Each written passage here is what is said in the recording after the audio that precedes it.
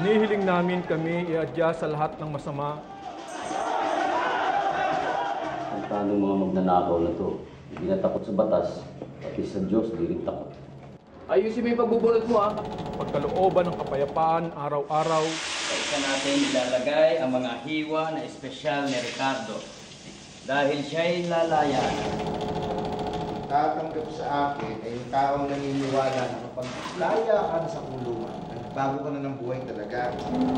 Iligtas sa kasalanan at ilayo sa lahat ng kapahamakan. Paano naman nangyari na ngayon pa kayo nawala ng kutsilyo? Huwag kang mag-alala. Makahanap din yun. Tutuloy pa rin yung paglaya mo.